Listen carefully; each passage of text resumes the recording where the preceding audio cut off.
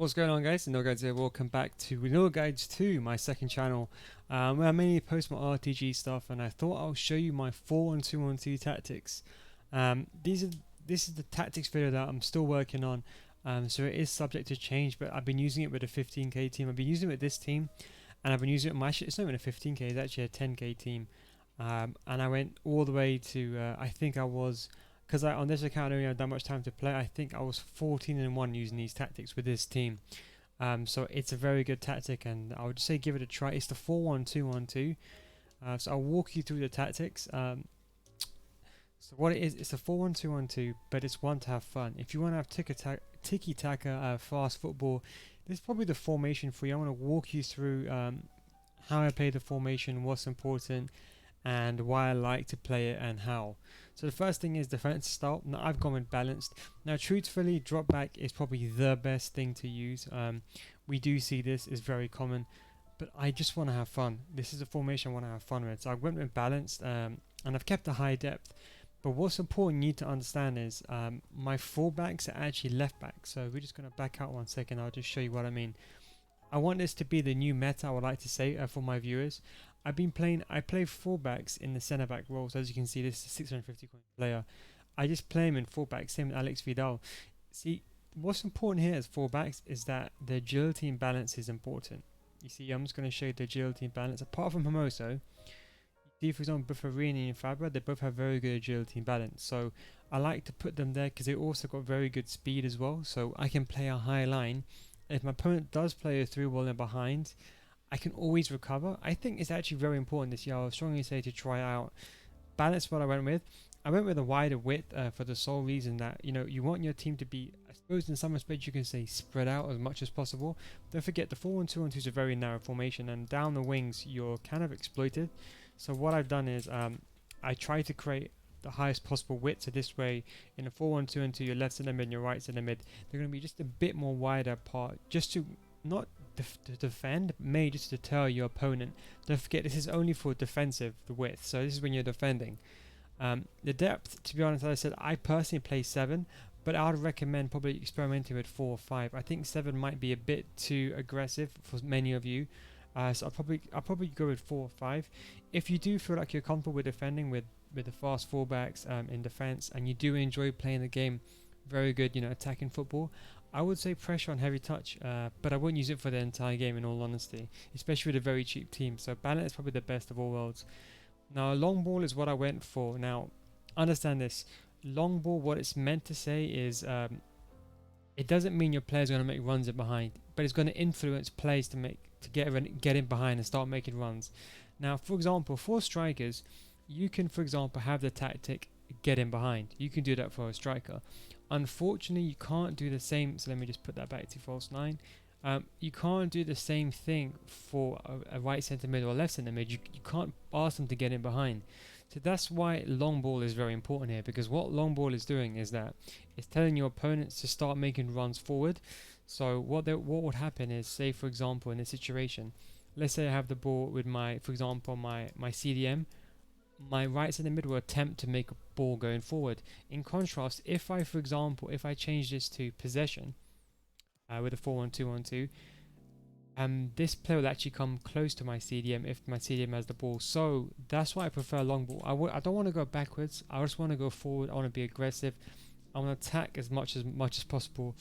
That's why I went with a long ball. If you are maybe a goal 1 and above, maybe try balanced and then push the players forward manually is what I'd probably try as well. But long ball is what I went with. The width. Now, as I always say, you don't want too much of a difference between the width, the two widths. The reason why is, if you imagine, for example here, let's say you have the ball in a situation, right? Let's just say, for example, you lose the ball in this position. If you have, for example, let's just say that's your defensive width and that's your offensive width. If, for example, you have a high offensive width, the red lines, and you lose the ball here, then your team has to contract and go very narrow. You see what I'm saying? It has to contract into a different shape. And that's where the holes start occurring, because sometimes if, for example, in basic terms, if you, for example, have a very narrow offense, let's say you have 1 width, for example, and you have 10 defensive width, if you lose the ball when you're attacking, your team is going to expand, and that's going to create holes in your defense. So I try not to keep a different gap. between these. So that's why I like to keep it only between 2 or 3. But the 4-1-2-1-2 is already quite a narrow formation. You don't want it to be completely narrow, because then you're just going to occupy the middle of the pitch. What you're doing here, I'm just kept it basic. So the players, when you're attacking, they're not going to be, so basically in game how it will look roughly is that, let's say you're attacking, your right centre mid, your left centre mid will be about here-ish, roughly, in the pitch. That's why I prefer using that. You can reduce it, but to be honest, if you have them too close together, it kind of defeats the purpose of the formation, because if they're too compact and too together, especially up against, let's say for example, the meta this year I would still say is a 4-2-3-1, right? Now let's say a 4-2-3-1, right? Now everyone's playing drop back, everyone's coming back on the fence. If you're playing against a 4-2-3-1, it's already quite a narrow formation. So for example, your opponent's cam could be defending almost 4 players if they're too close together. However, if for example your left centre mid and right centre mid a bit further away, it makes it a bit harder for the 2 CDMs and your opponent's cam to defend against. So that's why I went that's what I went with the width to be quite good. And plus I think when you have cheaper players, sometimes I feel like with long ball you kind of want them to make runs in behind. With the more expensive players, like let's say like, I don't know, Lionel Messi or Neymar, they're very good attacking work rates, like high, medium, and more importantly, they have the ability to make attacking runs, you know, attacking awareness, attack positioning, etc, etc. The lower tier players don't really have that, and what long ball does is it kind of forces the ball to go forward. So then when you use that with the width, they kind of go forward within this area. So the idea is when I do get the ball, I kind of want every single player running forward in some respect, or that's what ideally I want to happen. If we go down to plays in the box, I went with 4. The reason why I think with the 4-1-2-1-2, counter attack, especially if you're up against let's say for example you're in a crossing situation over here, right? And I think with the 4-2-3-1, especially this year, we're seeing a lot of 4-4-2s. Now if your opponent is smart, he could have, for example, his opponent, let's say he's playing, I don't know, a false 9 for example, right? Let's just say he's got a right wing here, a centre forward here, and a left wing. Now if your opponent is smart, he will ask both his left forward and right forward to stay forward, and will ask his cam to drop back and help defend. So what that means is on the counter attack, you're almost going to be left exposed, if you imagine in this instance. So if you lose the ball with a 4-1-2-1-2, you're basically screwed. Like, I'll be honest, you're basically screwed. So that's why I wouldn't really go high. You probably see in a lot of my other formations I've had really, really high plays in the box, but I think with a 4-1-2-1-2, 3 or 4 is good.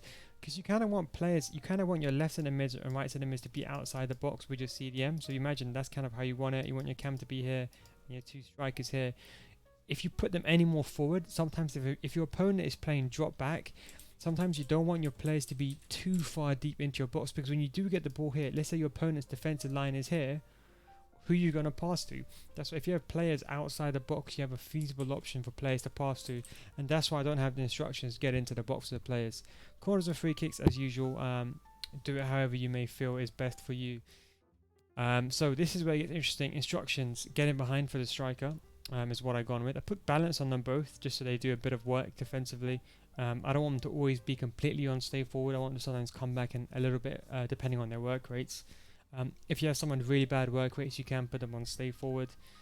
So yeah, so getting behind for the striker I want to get behind. I have one player on false 9. I kind of want this person to drop in midfield. So let's say my opponent is, sometimes I find with parking a bus, it's quite hard to get past someone parking a bus.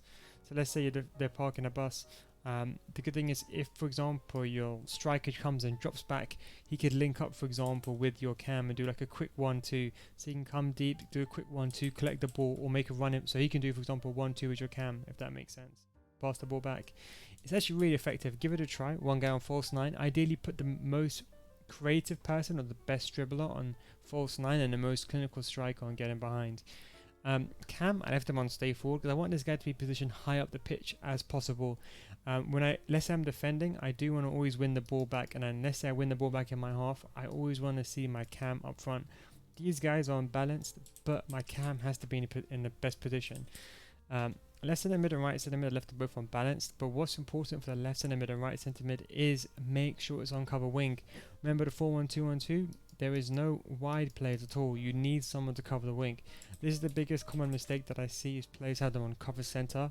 Make sure they're on cover wing. Again, I don't put them to get into the box, because remember, instructions, they override tactics. So if I put them to get into the box, I'm going to be exposed on a counter attack, and I do find that sometimes I push wide a lot. So I have them completely unbalanced. If you do have problems defending with this formation, which people are having problems, maybe put one of your centre mids to stay back, your more defensive ones. So if you have someone like maybe De Jong in centre mid, or Nainggolan, a very versatile centre mid, put that one on stay back if you're having problems defending. Now CDM, I have drop between defenders, cut passing lanes and cover centre. Again, very, very important. The key thing is defenders.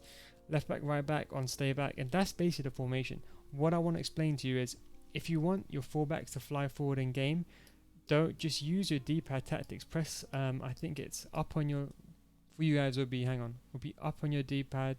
No, it would be down then up on your D-pad. No, sorry, down then left on your D-pad. Sorry, my controls are a bit different. But you want to use attacking fullbacks in game if you want them to go forward. The whole idea is this guy's always going to drop between your defenders. So if you decide that your left back and right back want to go forward, you're still going to have a back three in shape. That's why I left this guy on drop between defenders. It's very important. That gives you the versatility. Now what's important here is, because this guy's on stay forward, you're going to have the spine of your team always in place. These guys, they can go back and forth however they may please, right? Same with the centre mids, right? They can go back and forth however they may please. But these guys, I always want a cam to stay forward in position so I can do a link up play with. And I want my CDM to always be dropping in between defenders. So that way if I do lose the ball, let's say I have the ball, my centre mid for example here, I do lose the ball with him and I lose possession, my CDM is still going to be there. That's what's very important. That's how the formation works. If you are going to be anal about work rates, high and medium is what I'll go for these guys, especially if you have this unbalanced. If you have someone like, I don't know, someone like Butragueño, for example, medium work rates, I'll suggest putting him on stay forward. Same with someone like Ben Yedder, put him on stay forward and put conservative interceptions on, just to conserve stamina is what I would say. Remember, conservative interceptions conserve stamina. The left centre mid and right centre mid, ideally I think high for both of them is good, so they both do the attacking duties and the defensive duties, but you can get away with, for example, one side being medium high and one guy being high medium. That's what I would say. But I would say at least have one guy on high. If you have problems again with work rates like medium, you can put one of them on stay back while attacking. I wouldn't really use drop between defenders, to be honest. I really wouldn't. It doesn't really work as well as you think it does, and I think sometimes you're a bit too defensive. Stay back while attacking, and that's pretty much it. That's probably the formation in shape. The CDM, sorry, medium high, so medium attacking, high defensive. As I said, the idea is you want this guy to be in position and this guy to be in position. The rest of your team can rotate however they do seem fit. Anyway guys, that's just my 4-1-2-1-2 instructions and tactics. Hope you enjoyed it. This was my interactive RTG. If you're wondering about the in-depth video, that will be on my channel very soon. As I said, it takes months to test these formations out. I have to give it to some, people from Elite and Gold 3, and they can test it out and give me feedback. Then I release it for the public. Because you guys are sub to this channel, so I thought it's, as a thank you, it's only best if I tell you now in advance what the instructions and tactics are. Give it a try. You might like it. As I said, not everyone might like this. You might find this is too attacking. If you do, remember, ask one of your CDMs stay back while attacking. Anyway guys, hope you enjoyed this video. Thank you very much for watching. If you have any other questions, do let me know in the comment section down below. But yeah, that is the 4-1-2-1-2. As I said, this is subject to change, so don't be surprised if suddenly, I change it when the main video comes out. I'll just say give it a try. But thanks for watching guys, and I'll catch you in the next one. Peace out boys.